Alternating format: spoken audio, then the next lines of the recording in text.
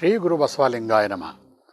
ಇವತ್ತಿನ ಆರೋಗ್ಯ ಮತ್ತು ಆಧ್ಯಾತ್ಮಿಕ ಕಾರ್ಯಕ್ರಮಕ್ಕೆ ಬಸವ ಟಿವಿಯ ಸಮಸ್ತ ವೀಕ್ಷಕರುಗಳಿಗೆ ಆದರದ ಸ್ವಾಗತವನ್ನು ಕೋರ್ತಾ ಇದ್ದೀನಿ. ಶರಣಾರ್ಥಿ. ಮೊದಲಿಗೆ ಟಿಪ್ಸ್, ಅದು ನನ್ನ ಯೂಶುವಲ್, ಅದನ್ನು ನಿಮ್ಗೆ ಹೇಳ್ತಾ ಬರ್ತೀನಿ. ಹೋದ ಎಪಿಸೋಡ್ಗಳಲ್ಲಿ ನಿಮಗೆ ಅಕ್ಕಿಯ ಬಗ್ಗೆ ಹೇಳಿದೆ. ಬರೀ ಅಕ್ಕಿ ಬಗ್ಗೆ ಹೇಳಿದ್ರೆ ಗೋಧಿಯನ್ನು ಉಪಯೋಗಿಸೋರು ಕೋಪ ಮಾಡ್ಕೊಂಡ್ಬಿಡ್ತಾರಲ್ವ, ಅದಕ್ಕೆ ಗೋಧಿನಲ್ಲಿ ಏನಿದೆ ಗೋಧಿಯ ಬಗ್ಗೆ ಹೇಳ್ತಾ ಬರ್ತೀನಿ. ಮನೆಯಲ್ಲಿ ಸಿಗುವಂತಹ ಒಂದು ಹಿಡಿ ಗೋಧಿಯನ್ನು ತಗೊಳ್ಳಿ, ಒಂದು ಹಿಡಿ ಅಗಸೆಯ ಬೀಜವನ್ನು ತಗೊಳ್ಳಿ, ಚೆನ್ನಾಗಿ ನೀರಲ್ಲಿ ಕುದಿಸಿ ಆ ಒಂದು ರಸ ಬರುತ್ತಲ್ಲ ಅದಕ್ಕೆ ಕೆಂಪು ಕಲ್ಲ ಸಕ್ಕರೆಯನ್ನು ಹಾಕಿ ಶೋಧಿಸಿ ಅದನ್ನು ರಸವನ್ನು ಕುಡಿದಾಗ 3 ದಿನ ಬೆಳಗ್ಗೆ ಹೊತ್ತು ಮಾತ್ರ ಇದು ಒಣಕೆಮ್ಮಲು ಮತ್ತು ಕಫ ಕಂಪ್ಲೀಟ್ ನಿಮ್ಮ ದೇಹದಿಂದ ಹೊರಗೆ ಹೋಗುತ್ತೆ ಬಂಧುಗಳೇ. ಮತ್ತೆ ರಿಪೀಟ್ ಮಾಡ್ತೀನಿ. ಗೋಧಿ ಅಗಸೆಯ ಬೀಜ ನೀರಲ್ಲಿ ಕುದಿಸಬೇಕು. ಚೆನ್ನಾಗಿ ಕುದ್ದಾದ ಮೇಲೆ ಅದನ್ನು ಹೊರಗಡೆ ತಗೊಂಡು ಶೋಧಿಸಿ ಅದಕ್ಕೆ ಕೆಂಪು ಕಲ್ಲ ಸಕ್ಕರೆಯನ್ನು ಹಾಕಿ ಬೆಳಗ್ಗೆ ಹೊತ್ತು ಮಾತ್ರ 3 ದಿನ ಕುಡಿಬೇಕು. ಆಗ ಎಂತಹ ಡ್ರೈ ಕಾಫ್ ಇರುತ್ತಲ್ಲ, ಕಫ ಇರೋದಿಲ್ಲ, ಡ್ರೈ ಕಾಫ್ ಕೂಡ ಹೋಗುತ್ತೆ. ಜೊತೆಗೆ ಒಳಗಡೆ ಕಟ್ಕೊಂಡಿರೋಂತಹ ಕಫ ಏನಾರಿದ್ರೂ ಕೂಡ ತುಂಬ ಹೀಟಾಗಿ ಕಫ ಈಚೆ ಬರ್ತಾ ಇರೋದಿಲ್ಲ, ಗೊರ ಅಂತಿರುತ್ತೆ, ಬಟ್ ಈಚೆ ಬರ್ತಿರೋದಿಲ್ಲ. ಅಂತಹ ಕಫ ಕೂಡ ಕತ್ತರಿಸಿ ಹೊರಗೆ ಬಂದ್ಬಿಡುತ್ತೆ. ಎಷ್ಟು ಸುಲಭ ಅಲ್ವಾ? ಮನೆಯಲ್ಲಿರುವಂತಹ ಗೋಧಿ ಅಗಸೆ ಬೀಜ ಎರಡೂ ಕೂಡ ಅಂಗಡಿಗಳಲ್ಲಿ ಸಿಗುತ್ತೆ. ನೆಕ್ಸ್ಟ್ ಆಮೇಲೆ ಒಂದು ಗೋಧಿಯನ್ನು ಸ್ವಲ್ಪ ಹುರಿರಿ, ಗೋಧಿ ಹಿಟ್ಟಲ್ಲ ಗೋಧಿನ, ಸ್ವಲ್ಪ ಬೆಲ್ಲವನ್ನು ಸೇರಿಸ್ಕೊಳ್ಳಿ, ಸೈಂದ್ರವ ಲವಣವನ್ನು ಹಾಕಿ, ನಿಂಬೆ ರಸವನ್ನು ಹಾಕಿ, ಇದನ್ನು ಹಾಕಿ ಕುಡಿದಾಗ ಏನಾಗುತ್ತೆ, ಜಠರಾಗ್ನಿ ಪ್ರದೀಪಕ್ಕೆ ಹಸಿವಾಗ್ತಾ ಇರೋದಿಲ್ಲ, ಊಟ ಮಾಡಬೇಕು ಅಂತಲೇ ಅನಿಸೋದಿಲ್ಲ. ಬೆಳಗ್ಗೆ ಏನೋ ಸ್ವಲ್ಪ ತಿಂಡಿ ತಿಂದಿರ್ತೀವಿ, ಮನೆಗೆ ಊಟ ಕರೀತಾ ಇರ್ತಾರೆ, ಊಟ ಮಾಡಿ ಅಂತ, ಆದರೆ ಊಟ ಮಾಡೋಕ್ಕೆ ಇಷ್ಟನೇ ಆಗ್ತಿರೋದಿಲ್ಲ. ಅಂತಹ ಸಂದರ್ಭದಲ್ಲಿ ಈ ಗೋಧಿಯ ಈ ವಿಶೇಷ ಔಷಧಿಗಳನ್ನು ಮಾಡಬಹುದು ಬಂಧುಗಳೇ.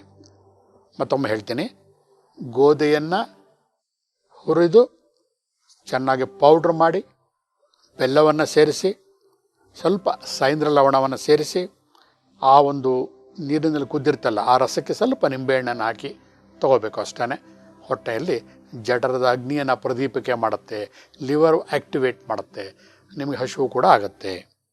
ಇನ್ನು ಬರೀ ಹೊಟ್ಟೆದೇ ಆಯಿತು ಅಂತಂದರೆ ಮಖದ ಕಲೆಗಳ ಬಗ್ಗೆ, ಸೌಂದರ್ಯದ ಬಗ್ಗೆ ಕೆಲವರಿಗೆ ಕಾಳಜಿ ಇರುತ್ತೆ. ಹಾಗಾಗಿ ತೊಗರಿಬೇಳೆ, ವಿಶೇಷವಾಗಿ ಮಖದ ಸೌಂದರ್ಯಕ್ಕೆ ಕೆಂಪು ತೊಗರೆಬೇಳೆಯನ್ನು ಉಪಯೋಗಿಸ್ತೀವಿ, ಅಥವಾ ಮಾಮೂಲಿ ತೊಗರೆಬೇಳೆ ಆದರೂ ಪರವಾಗಿಲ್ಲ. ಕೆಂಪು ತೊಗರೆಬೇಳೆಯನ್ನು ಕರ್ಪೂರ ಎರಡು ಹಾಕಿ ಚೆನ್ನಾಗಿ ಸ್ಮ್ಯಾಶ್ ಮಾಡಿ ಪೌಡ್ರ್ ಮಾಡಿ ಧೂಳು ಥರ ಚೆನ್ನಾಗಿ ನೀರಲ್ಲಿ ಅರೆದು ಮುಖಕ್ಕೆ ಹಚ್ಚಿದಾಗ ಅಂಗಾಲಿನ ಉರಿ ಕೂಡ ಕಡಿಮೆ ಆಗುತ್ತೆ. ಜೊತೆಗೆ ಮುಖದಲ್ಲಿ ಬರುವಂತಹ ಸಣ್ಣ ಸಣ್ಣ ಬ್ಲ್ಯಾಕ್ ಹೆಡ್ಸ್ ಅಂತ ಹೇಳ್ತೀವಲ್ಲ, ಅದು ಕೂಡ ಕಡಿಮೆ ಆಗುತ್ತೆ. ಆ ಕೆಂಪು ತೊಗರಿಯ ಬೇಳೆ ಹಾಗೂ ಆ ಕರ್ಪೂರಕ್ಕೆ ಅಷ್ಟು ವಿಶೇಷವಾದಂತಹ ಶಕ್ತಿ ಇದೆ ಬಂಧುಗಳೇ. ಹಾಗೆ ಇನ್ನೊಂದು ಮಾಡ್ತಾರೆ, ತೊಗರಿಬೇಳೆ ಪ್ಲಸ್ ನಿಂಬೆಹಣ್ಣಿನ ರಸ, ತೊಗರಿಯ ಬೇಳೆಯ ಸಣ್ಣ ಪುಡಿಯನ್ನು ಮಾಡಿ ಆ ರಸಕ್ಕೆ ಸ್ವಲ್ಪ ನಿಂಬೆಹಣ್ಣನ್ನು ಹಾಕಿ ಪೇಸ್ಟ್ಗಳ ಥರ ಮಾಡಿ ಮುಖಕ್ಕೆ ಹಚ್ಚುವುದರಿಂದ ಕೂಡ ಮುಖದ ಕಲೆ ಗುಣ ಆಗುತ್ತೆ. ಸಾಮಾನ್ಯವಾಗಿ ಸೌಂದರ್ಯವರ್ಧಕವಾಗಿ ನಾವು ಸಾಮಾನ್ಯವಾಗಿ ಏನು ಮಾಡ್ತೀವಿ ಅಂತಂದರೆ, ಎಲ್ಲರೂ ಏನು ಮಾಡ್ತೀವಿ, ಆ ಲೇಪನ ಮಾಡಿ ಈ ಲೇಪನ ಮಾಡಿ ಅಂತ ಎಲ್ಲರೂ ಸಜೆಷನ್ ಕೊಡ್ತೀವಿ. ಆದರೆ ನಿಜವಾದ ಅರ್ಥನೇ ಬೇರೆ ಬಂಧುಗಳೇ. ಮುಖದಲ್ಲಿ ಕಾಂತಿ, ಸಾಫ್ಟ್ನೆಸ್ಸು ಇವೆಲ್ಲ ಹೆಚ್ಚಾಗಿರಬೇಕು ಅಂತಂದರೆ ತನು ಚೆನ್ನಾಗಿರಬೇಕು ಅಂತ ಹೇಳ್ತಾರೆ. ಯಾವಾಗ ಮನುಷ್ಯನಲ್ಲಿ ಜಲಸಿ, ದ್ವೇಷ, ಕೋಪಗಳು ಇಲ್ಲದೇ ಹೊಟ್ಟೆ ಒಳಗಡೆ ತಂಪಾಗಿರ್ತಾನೋ ಅಂತಹವನ ಮುಖ ಯಾವಾಗಲೂ ಕಾಂತಿಯುಕ್ತವಾಗೇ ಇರುತ್ತೆ. ಆಯ್ತಪ್ಪ, ನಮ್ಗೆ ಅವೆಲ್ಲ ಗೊತ್ತಾಗೋದಿಲ್ಲ, ಆ ವೇದಾಂತ ಅರ್ಥ ಆಗೋದಿಲ್ಲ, ಈಗ ಮುಖ ಸರಿ ಮಾಡ್ಕೊಳ್ಳೋಕ್ಕೆ ಏನಾದ್ರು ಬೇರೆ ಟಿಪ್ಸ್ ಹೇಳು ಅಂತ ಕೇಳ್ಬೋದು. ಯಾವುದೇ ಔಷಧಿ ಉಪಯೋಗಿಸ್ತೇನೆ ಮಾಡುವಂತಹ ಸುಂದರವಾದಂತಹ ಒಂದು ಟಿಪ್ಸನ್ನು ನಾನು ನಿಮಗೆ ಹೇಳ್ಕೊಡ್ತೀನಿ. ಇದೊಂದು ಬೇರೆ ವಿಶೇಷವಾದಂತಹ ಟೆಕ್ನಿಕ್, ಆಕ್ಯುಪ್ರೆಷರ್ ಟೆಕ್ನಿಕ್. ನಿಮ್ಮ ಎಡಗೈ ಹೆಬ್ಬೆರಳನ್ನು ತಗೊಳ್ಳಿ. ಎಡಗೈ ಹೆಬ್ಬೆರಳು ನಿಮ್ಮ ತಲೆಯ ಭಾಗವನ್ನು ರೆಪ್ರೆಸೆಂಟ್ ಮಾಡುತ್ತೆ. ಸೊ ಅದಕ್ಕೆ ಏನು ಮಾಡಬೇಕು, ನಿಮ್ಮ ಹೆಬ್ಬೆರಳಿನ ಮೊದಲ ಗೆರೆಯಿಂದ ಟಿಪ್ ಆಫ್ ದಿ ಹೆಬ್ಬೆಟ್, ಆ ಹೆಬ್ಬೆಟ್ಟಿನ ತಲೆಯ ಭಾಗದಿಂದ ಮೊದಲ ಗೆರೆ ಇರುತ್ತಲ್ಲ ಆ ಜಾಗದವರೆಗೆ ಕಂಪ್ಲೀಟ್ ಒಂದು ಪೆನ್ಸಿಲ್ ಅಥವಾ ಪೆನ್ ತಗೊಂಡು ಜೋರಾಗಿ 10-15 ನಿಮಿಷ ಮಸಾಜ್ ಮಾಡಿ ಪ್ರತಿ ದಿವಸ. ಬೆಳಗ್ಗೆ ಎದ್ದ ತಕ್ಷಣವೇ ಯಾರು ಹೆಬ್ಬೆಟ್ಟನ್ನು ಮಸಾಜ್ ಮಾಡ್ತಾರೋ ಅವರ ಮುಖಗಳು ಕಂಪ್ಲೀಟ್ ಕಾಂತಿಯುಕ್ತವಾಗಿರುತ್ತೆ. ಇದನ್ನು ನೀವು ಪ್ರಯತ್ನ ಪಡ್ಬೋದು. ಅದೂ ಆಗಲಿಲ್ಲ ಅಂತಂದರೆ ಕಂಪ್ಲೀಟ್ ಕಪ್ಪು ಬಣ್ಣವನ್ನು, ಕಪ್ಪು ಪೆನ್ಗಳು ಸಿಗುತ್ತೆ, ಬ್ರಷ್ ಪೆನ್ ಅಂತ ಅಂದ್ಬಿಟ್ಟು, ಆ ಕ್ಯಾಮ್ಲಿನ್ ಬ್ರಷ್ ಪೆನ್ ಅಂತ ಆ ಕಲರ್ ತೊಗೊಂಡು ಕಪ್ಪು ಬಣ್ಣವನ್ನು ಟಿಪ್ ಆಫ್ ದಿ ಫಿಂಗರಿಂದ ಮೊದಲ ಗೆರೆಯವರೆಗೆ ಫುಲ್ ಹಾಕಿ ಬಿಟ್ಬಿಡಿ. ಸನ್ಲೈಟಲ್ಲಿ 2 to 3 hours ಎಕ್ಸ್ಪೋಸ್ ಮಾಡ್ಕೋಬೇಕು. ನೈಟ್ ಟೈಮ್ ವರ್ಕ್ ಆಗಲ್ಲ ಅದು. ಮಾಡಿದಾಗ ಏನಾಗುತ್ತೆ, ನಿಮ್ಮ ಮುಖದಲ್ಲಿ ಯಾವುದೇ ರೀತಿಯ ಇನ್ಫೆಕ್ಷನಿಂದ ಗುಳ್ಳೆಗಳಾಗಿದ್ದರೆ, ಸಣ್ಣ ಸಣ್ಣ ಬ್ಲ್ಯಾಕ್ ಹೆಡ್ಸ್ಗಳಾಗಿದ್ದರೆ, ಎಣ್ಣೆ ಸದಾ ಜಿನುಗಿ ಏನಾದ್ರು ಕಲೆಗಳಾಗಿದ್ದರೆ ಕಂಪ್ಲೀಟ್ ಗುಣ ಆಗುತ್ತೆ ಬಂಧುಗಳೇ. ಈ ಕಲರ್ ಥೆರಪಿನ ನೀವು 1 ವಾರ ಅಥವಾ 10 ದಿವಸ ಮಾಡಬೇಕಾಗತ್ತೆ, ಅದು ಕೂಡ ವರ್ಕ್ ಆಗುತ್ತೆ. ನೋಡಿ, ಕಲರ್ಗಳಲ್ಲಿ ಅಷ್ಟು ವಿಶೇಷ ಶಕ್ತಿ ಇದೆ. ದೇಹದಲ್ಲಿ ಒಂದು ಕಲರ್ಗಳನ್ನು ಅಪ್ಲೈ ಮಾಡೋದ್ರಿಂದ ಇಡೀ ನಮ್ಮ ದೇಹದ ಆರೋಗ್ಯ ಕೂಡ ಸುಧಾರಿಸ್ಕೋಬೋದು ಬಂಧುಗಳೇ. ಇನ್ನೊಂದಂತಹ ವಿಶೇಷ ಟಿಪ್ಸ್ ಅಂತ ನಾನು ಕೊಡ್ತಾ ಇದ್ದೇನೆ ನಿಮಗೆ. ಸಾಮಾನ್ಯವಾಗಿ ಇನ್ಸೋಮ್ನಿಯಾ ಅಂತ ಹೇಳ್ತೀವಿ, ನಿದ್ದೆ ಬಾರದೇ ಇರೋದು. ಇದು ಏನೇ ಕಾರಣದಿಂದ ಬಂದಿರ್ಬೋದು. ಜಠರಾಗ್ನಿ ಮಂದವಾಗಿ ಡೈಜೆಷನ್ ಆಗದೆ ಕೂಡ ನಿದ್ದೆ ಬಂದಿರುತ್ತೆ, ಅಥವಾ ದುಡ್ಡು ಕಾಸು ಕಳ್ಕೊಂಡು ಬೇಜಾರಾಗಿರುತ್ತೆ, ನಿದ್ದೆ ಬಂದಿರಲ್ಲ. ಮನೆಯಲ್ಲಿ ಗಂಡ ಹೆಂಡತಿ ಗಲಾಟೆ ಆಗಿರುತ್ತೆ, ನಿದ್ದೆ ಬಂದಿರಲ್ಲ.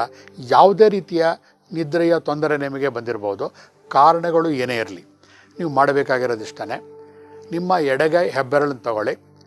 ಹೆಬ್ಬೆರಳಿನ ಹೊರಗಡೆ ಭಾಗ, ಉಗುರಿನ ಕೆಳಭಾಗದಲ್ಲಿ ಕುಂಕುಮವನ್ನು ಇಟ್ಕೊಳ್ಳೋ ಹಾಗೆ ಒಂದು ಕಪ್ಪು ಬಿಂದುವನ್ನು, ಸೇಮ್ ಅದೇ ಕಾರ್ಮಲ್ ಬ್ಲ್ಯಾಕ್ ಪೆನ್ ಅಂತ ಸಿಗುತ್ತೆ, ಬ್ರಷ್ ಪೆನ್.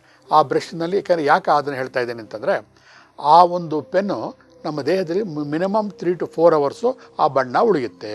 ಬೇರೆ ಸ್ಕೆಚ್ ಪೆನ್ಗಳು 1 hour 2 hour ಅಳಿಸೋಗುತ್ತೆ. ಹಾಗಾಗಿ ಕಪ್ಪು ಬಣ್ಣವನ್ನು ಉಗುರಿನ ಕೆಳಭಾಗದಲ್ಲಿ ಚೆನ್ನಾಗಿ ಬರೆಯಿರಿ. 3 to 4 hours ಎಕ್ಸ್ಪೋಸ್ ಮಾಡಿ. ಸಾಮಾನ್ಯವಾಗಿ ಇವತ್ತು ರಾತ್ರಿ ಚೆನ್ನಾಗಿ ನಿದ್ದೆ ಮಾಡಬೇಕು ಅಂತಂದರೆ ಮಧ್ಯಾಹ್ನ 3 ಗಂಟೆಯಿಂದ 3 hours ಆ ಕಪ್ಪು ಬಣ್ಣವನ್ನು ಹಾಕಿ ಬಿಟ್ಟುಬಿಡಿ. ಅವತ್ತು ನೋಡಿ ಮ್ಯಾಜಿಕ್ಕು. ಅವತ್ತು ನೀವು ಮಲಗಿರ್ತೀರ, ನಿಮಗೇ ಗೊತ್ತಿಲ್ಲದೆ ಇದ್ದಂಗೆ ಗಾಢವಾದ ನಿದ್ದೆ ಬಂದಿರುತ್ತೆ ಬಂಧುಗಳೇ. ಇದನ್ನು ಒಂದು 5-6 ದಿವಸ ಮಾಡಿ, ನಿಮಗೆ ನಿದ್ದೆಯ ತೊಂದರೆಗಳು ಕಂಪ್ಲೀಟ್ ಶಮನ ಆಗುತ್ತೆ. ನಾರ್ಮಲ್ ಆಗಿದ್ದವ್ರು ಮಾಡ್ಬೋದಾ? ಬೇಕಿಲ್ಲ. ಯಾಕಂದರೆ ನಮ್ಮ ದೇಹದ ಒಂದು ಪ್ರಕೃತಿಯ ವಿಚಿತ್ರ. ಪ್ರಕೃತಿಗೆ ತಕ್ಕಂಗೆ ನಮ್ಮ ಆರೋಗ್ಯ ಎಲ್ಲ ಸೂಟ್ ಆಗಿರುತ್ತೆ. ಒಂದು ಟೈಮ್ ಕ್ಲಾಕ್ ದೇವರೇ ಮಾಡಿರ್ತಾನೆ, ಅದನ್ನು ನಾವು ಡಿಸ್ಟರ್ಬ್ ಮಾಡಬಾರ್ದು. ನಮಗೆ ತೊಂದರೆ ಆಗಿದ್ದಾಗ ಮಾತ್ರ ಇದನ್ನು ಮಾಡ್ಕೋಬೋದು. ಇನ್ನು ಎಷ್ಟೋ ಜನಕ್ಕೆ ಏನಾಗಿರುತ್ತೆ, ಕಣ್ಣುಗಳು ಬ್ಲರ್ ಆಗ್ತಿರುತ್ತೆ. ಇವನು ಗ್ಲಾಸ್ ಯೂಸ್ ಮಾಡ್ತಾಯಿದ್ರು ಕೂಡ ಕಣ್ಣುಗಳು ಬ್ಲರ್ ಆಗ್ತಿರುತ್ತೆ. ಅಂಥವ್ರು ಏನು ಮಾಡಬೇಕು? ಪದೇ ನೆನ್ನೆ 1 ವಾರ ಆಗಿರಲ್ಲ, ಕಣ್ಣು ಟೆಸ್ಟ್ ಮಾಡಿಸ್ಕೊಂಬಂದಿರ್ತೀವಿ, ಕನ್ನಡಕ ಹಾಕ್ಕೊಂಡಿರ್ತೀವಿ, ಅಥವಾ ಹಾಕ್ಕೊಳ್ಳದೇ ಇದ್ದವ್ರಿಗೂ ಕೂಡ ಹಿಂಸೆ ಆಗ್ತಿರುತ್ತೆ. ಅದಕ್ಕೆ ಸರಿ ಮಾಡ್ಕೋಬೇಕು ಅಂತಂದರೆ, ಅದೇ ಹೆಬ್ಬೆರಳಿನಲ್ಲಿ ಈ ಉಗುರಿನ ಹಿಂಭಾಗ ಅಂದರೆ ಮುಂಭಾಗದ ಹೆಬ್ಬೆರಳಿನಲ್ಲಿ 2 ಬಿಂದುಗಳನ್ನು ಹಾಕ್ಕೊಳ್ಳಿ. ಹಿಂದೆ ಚಿಕ್ಕ ಮಕ್ಕಳಾಗಿದ್ದಾಗ ಹೆಬ್ಬೆರಳಲ್ಲಿ ಆಟ ಆಡ್ತಾಯಿದ್ವು. 2 ಕಣ್ಣು, ಮೂಗು, ಬಾಯಿಗಳನ್ನು ಬರ್ಕೊಂಡು ಹೀಗೆ ಆಟ ಆಡ್ತಾಯಿದ್ವು. ಆ ಒಂದು ರೀತಿಯ ಒಂದು ಚಿತ್ರವನ್ನು ಬರ್ಕೊಂಡು ಆ ಕಣ್ಣುಗಳಿರೋ ಜಾಗದಲ್ಲಿ ಕಪ್ಪು ಚುಕ್ಕೆಗಳನ್ನು ಹಾಕಿ, ಹಣೆಯ ಭಾಗದಲ್ಲಿ ಮೇಲಿಂದ ಮಧ್ಯದವರೆಗೆ ಒಂದು ಕೆಂಪು ಬಣ್ಣವನ್ನು ಬರೆಯಿರಿ. ಇದು ನಿಮ್ಗೆ ಆಶ್ಚರ್ಯ ಆಗ್ಬೋದು, ಇದು ವರ್ಕ್ ಆಗುತ್ತಾ ಅಂತ. ಹಾಕಿ ನೋಡಿ. ನೆಕ್ಸ್ಟ್ ಎಪಿಸೋಡ್ಗಳಲ್ಲಿ ನೀವೇ ನನಗೆ ಫೋನ್ ಮಾಡಿ ತಿಳಿಸ್ತೀರಾ. ಇದು ಕೇವಲ 1 ಗಂಟೆಯಲ್ಲೇ ನಿಮಗೆ ಅದರ ರಿಸಲ್ಟ್ ಕೊಡುತ್ತೆ ಬಂಧುಗಳೇ. ಕಲರ್ ಥೆರಪಿ ಅಷ್ಟು ಚೆನ್ನಾಗಿ ಮನುಷ್ಯನ ದೇಹದ ಮೇಲೆ ಪ್ರಭಾವವನ್ನು ಬೀರುತ್ತೆ. ಮುಂದೊಂದು ಎಪಿಸೋಡಲ್ಲಿ ಬರೀ ಕಲರ್ ಥೆರಪಿ ಬಗ್ಗೆನೇ ಮಾತಾಡೋನಿದ್ದೀನಿ. ನಿಮಗೆ ಇದ್ರ ಬಗ್ಗೆ ಡೀಟೇಲ್ಸಾಗಿ ಹೇಳ್ಕೊಡ್ತೀನಿ. ಪ್ರತಿಯೊಂದು ಬಣ್ಣವೂ ಕೂಡ ಎಲ್ಲಿಂದ ಬಂದಿದೆ? ಬಣ್ಣ ಸೂರ್ಯನ ಬಿಳಿಯ ಬಣ್ಣದಿಂದನೇ 7 ಬಣ್ಣಗಳ ಬಂದಿದ್ದು. ವಿಬ್ ಗಯಾರ್ ಎಲ್ಲರಿಗೂ ಗೊತ್ತಿದೆ. ಆ ಬಿಳಿಯ ಪ್ರಖರವಾದ ಸೂರ್ಯನ ಬೆಳಕಿನಲ್ಲಿ ಪ್ರಕೃತಿಯ 7 ಬಣ್ಣಗಳನ್ನು ಹೊಂದಿಸಿ ಇಟ್ಟಿದೆ. ಯಾವಾಗ ಆ ಬಣ್ಣಗಳನ್ನು ಉಪಯೋಗಿಸ್ಕೊಂಡು ನಮ್ಮ ದೇಹದ ಮೇಲೆ ಪ್ರವಹಿಸ್ತೀವೋ ಆವಾಗ ಏನಾಗುತ್ತೆ, ನಮ್ಮ ದೇಹದ ಎನರ್ಜಿನಲ್ಲಿ ವೇರಿಯೇಷನ್ ಕಾಣುತ್ತೆ. ಹಾಗಾಗಿ ನಮ್ಮ ದೇಹದಲ್ಲಿ ಬರೀ ನಾವು ತಗೊಳ್ಳೋ ಆಹಾರ ಒಂದೇ ಕೆಲಸ ಮಾಡ್ತಾ ಇಲ್ಲ. ನಾವು ಹಾಕೊಳ್ಳೋ ಬಣ್ಣದ ಬಟ್ಟೆಗಳಿರ್ಬೋದು, ನಾವು ಹಾಕೊಳ್ಳೋ ಬಟ್ಟೆಯ ಬಣ್ಣ ಇರ್ಬೋದು, ಅಥವಾ ನಾವು ನೋಡುವಂತಹ ದೃಶ್ಯದ ಬಣ್ಣ ಇರ್ಬೋದು. ಬಣ್ಣಗಳು ಕೂಡ ನಮ್ಮ ದೇಹದ ಆರೋಗ್ಯದ ಮೇಲೆ ಪರಿಣಾಮಗಳನ್ನು ಉಂಟು ಮಾಡ್ತಾ ಇರುತ್ತೆ ಬಂಧುಗಳೇ. ಹಾಗಾಗಿ ಮನೆಯ ವಾಸ್ತು ಸರಿ ಇಲ್ಲ ಅಂತ ನಾವು ಹೇಳ್ತೀವಿ. ನಮ್ಮ ಜ್ಞಾನ ಇಲ್ಲಿವರೆಗೂ ಏನಾಗಿತ್ತು? ಬರೀ ವಾಸ್ತುವಿಗೆ ಮಾತ್ರ ಸ್ಥೀಮಿತವಾಗಿತ್ತು. ಇನ್ನು ಮುಂದೆ ಏನು ಮಾಡಿ ಅಂದರೆ, ಬರೀ ವಾಸ್ತು ಒಂದೇ ಅಲ್ಲ, ನಿಮ್ಮ ಮನೆಯ ಎಂಟರ್ ಆದ ತಕ್ಷಣವೇ ನಿಮ್ಮ ಮನೆಯ ಒಳಗಡೆ ಕಾಣುವಂತಹ ಬಣ್ಣಗಳು ಕೂಡ ನಿಮ್ಮ ಮನಸ್ಸಿನ ಮೇಲೆ, ನಿಮ್ಮ ಆರೋಗ್ಯದ ಮೇಲೆ ಪರಿಣಾಮವನ್ನು ಬೀರುತ್ತೆ ಅನ್ನೋದನ್ನು ಜ್ಞಾಪಕ ಇರಲಿ. ನಿಮ್ಮ ಅನುಭವಕ್ಕೆ ಎಷ್ಟೋ ಜನಕ್ಕೆ ಬಂದಿದೆ, ಗೊತ್ತಿರುತ್ತೆ. ನಿಮಗೆ ಗೊತ್ತಿಲ್ಲದೇ ಕೆಲವು ಬಣ್ಣಗಳನ್ನು ನೀವು ಲೈಕ್ ಮಾಡ್ತೀರಾ, ಕೆಲವು ಬಣ್ಣಗಳನ್ನು ಡಿಸ್ಲೈಕ್ ಮಾಡ್ತೀರಾ. ಯಾವುದೋ ಮನೆಗೆ ಹೋದಾಗ ತುಂಬ ಪ್ಲೆಸೆಂಟಾಗಿ ಕಾಣುತ್ತೆ, ಏನೋ ಒಂದು ಆನಂದವಾಗುತ್ತೆ. ಅದಕ್ಕೆ ಕಾರಣ ಅವರು ಹಾಕಿರೋ ಗೋಡೆಗೆ ಹಾಕಿರೋ ಬಣ್ಣಗಳು ಅಥವಾ ಆ ಫರ್ನಿಚರ್ ಬಣ್ಣಗಳು, ಅದು ಮನಸ್ಸಿಗೆ ಹಿತವಾಗುತ್ತೆ. ಕೆಲವೊಂದು ಬಣ್ಣಗಳು ರಾಹು ಬಡದಂಗೆ ಅಂತ ಹೇಳ್ತೀವಿ, ಅಂದರೆ ತುಂಬ ತೀಕ್ಷ್ಣವಾಗಿರುತ್ತವೆ. ಅಂಥ ಜಾಗದಲ್ಲಿ ಇರೋಕ್ಕೂ ಇಷ್ಟ ಆಗೋದಿಲ್ಲ, ಆ ಜಾಗ ಖಾಲಿ ಮಾಡೋಣ ಅಂತ ಹೇಳಿಸುತ್ತೆ. ಹಾಗಾಗಿ ಬಣ್ಣಗಳು ನಮ್ಮ ಮನಸ್ಸಿನ ಮೇಲೆ ನೇರವಾದಂತಹ ಒಂದು ಪರಿಣಾಮವನ್ನು ಉಂಟು ಮಾಡುತ್ತೆ ಬಂಧುಗಳೇ. ನಮ್ಮ ಹಾಕೊಳ್ಳೋ ಬಟ್ಟೆ, ವಾತಾವರಣ. ಹಾಗಾಗಿ ತುಂಬ ಖುಷಿಯಾದಾಗ, ಖುಷಿ ಆಗಬೇಕು ಅಂತ ಅಂದ್ಕೊಂಡಾಗ ನಾವೇನು ಮಾಡ್ತೀವಿ, ಹೊರಗಿನ ಪ್ರಪಂಚಕ್ಕೆ ಹೋಗ್ತೀವಿ. ಯಾರಿಗೆ ತಾನೇ ದೊಡ್ಡ ದೊಡ್ಡ ಲಾನ್ ಇಷ್ಟ ಇಲ್ಲ ಹೇಳಿ? ತುಂಬ ದೊಡ್ಡವರಾಗಿ ಶ್ರೀಮಂತರಾದರೆ ಮನೆಯ ಮುಂದೆ ಹಸಿರ ಹುಲ್ಲಿನ ಒಂದು ಲಾನ್ನೇ ಬೆಳೆಸ್ತಾರೆ. ಯಾಕೆಂದರೆ ಕಣ್ಣಿಗೆ ಆ ಹಸಿರು ಅಷ್ಟು ಅಪ್ಯಾಯಮಾನವಾಗಿರುತ್ತೆ. ಇವತ್ತು ನಾವೆಲ್ಲರೂ ಟೂರ್ ಏನಾರು ಹೋಯಿತು ಅಂತಂದಾಗ ಕಂಪ್ಲೀಟ್ ಆ ಹೊರಗಡೆ ಆ ಒಂದು ತಂಪು ವಾತಾವರಣದಲ್ಲಿ ಹಸುರಿನ ಗಿಡಗಳನ್ನು, ಆ ಒಂದು ಹುಲ್ಲಿನ ಜಾಗಗಳನ್ನ ನೋಡಿದಾಗ ಮನಸ್ಸಿಗೆ ಒಂದು ರೀತಿ ಆನಂದವಾಗುತ್ತೆ. ಆ ಗ್ರೀನ್ ಕಲರ್ಗೆ ಆ ಶಕ್ತಿ ಇದೆ. ಅಷ್ಟೇ ಅಲ್ಲ, ನೀಲಿ ಆಕಾಶ ಇಷ್ಟು ಚೆನ್ನಾಗಿರುತ್ತಲ್ವ. ಮೇಲ್ಗಡೆ ನೀಲಿ ಆಕಾಶ, ಮುಂದ್ಗಡೆ ಹಸಿರು ತುಂಬಿರುವಂತಹ ಒಂದು ಗಿಡ, ಆ ಭತ್ತದ ತೆನೆಗಳು, ಆ ಬೆಳಗಿನ ಜಾವನ ಸೂರ್ಯೋದಯದ ಸಮಯದಲ್ಲಿ ಆ ಒಂದು ಹಸಿರಿನ ಗಿಡದ ಮೇಲೆ ಆ ಮಂಜಿನ ಮಣಿಗಳು, ಆ ಪರಿಕಲ್ಪನೆಗಳ ಕವಿಗಳ ಭಾಷಣಗಳಲ್ಲಿ ಕೇಳ್ತಾ ಇರ್ತೀವಲ್ಲ, ಇಷ್ಟು ಚೆನ್ನಾಗಿರುತ್ತೆ. ಆ ಕೇಳಕ್ಕೆ ನಮಗೆ ಇಷ್ಟು ಆನಂದ ಕೊಡಬೇಕಾದ್ರೆ ಅದನ್ನು ನೋಡಿದಾಗ ಇಷ್ಟು ನಮ್ಮ ದೇಹದ ಮೇಲೆ ಪರಿಣಾಮ ಬೀರುತ್ತಲ್ವ. ಹಾಗಾಗಿ ಕಲರ್ಗಳು ಅಷ್ಟು ಚೆನ್ನಾಗಿ ಪರಿಣಾಮ ಬೀರುತ್ತೆ. ಹಾಗಾಗಿ ಇವತ್ತು ಹೇಳ್ಕೊಡೋ ಟಿಪ್ಸ್ನ ಮರಿಬೇಡಿ. ಉಗುರಿನ ಕೆಳಭಾಗದಲ್ಲಿ ಕಲರ್ ಬ್ಲ್ಯಾಕ್ ಹಾಕಿದಾಗ ಚೆನ್ನಾಗಿ ನಿದ್ದೆ ಬರುತ್ತೆ. ಹೆಬ್ಬೆರಳಿನ ಮುಂಭಾಗದಲ್ಲಿ ಕಣ್ಣುಗಳಿರೋ ಜಾಗದಲ್ಲಿ 2 ಕಪ್ಪು ಬಿಂದುಗಳನ್ನು ಹಾಕಿ ಕಣ್ಣಿಗೆ ಸಂಬಂಧಪಟ್ಟಂತಹ ತೊಂದರೆಗಳು ಗುಣ ಆಗುತ್ತೆ.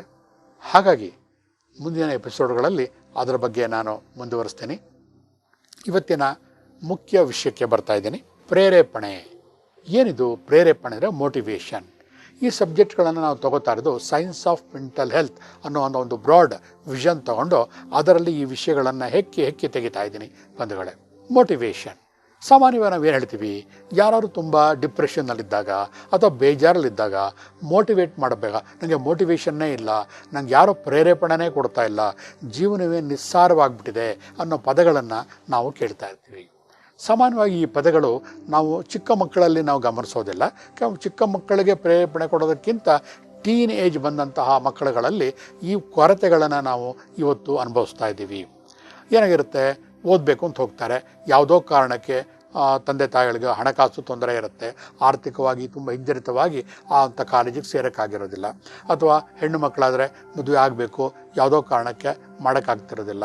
ಅಂತಹ ಸಂದರ್ಭದಲ್ಲಿ ನಾವು ಅಂದುಕೊಂಡಂತಹ ಕಾರ್ಯಗಳು ಆಗದೇ ಇದ್ದಾಗ, ನಮ್ಮ ಜೀವನದ ಆಸೆಗಳು ಈಡೇರದೇ ಇದ್ದಾಗ ನಾವೇನಾಗ್ಬಿಡ್ತೀವಿ, ಅಂತರ್ಮುಖಿಗಳಾಗ್ತೀವಿ, ಇಂಟ್ರಾವರ್ಡ್ಗಳಾಗ್ತಾ ಇದ್ದೀವಿ.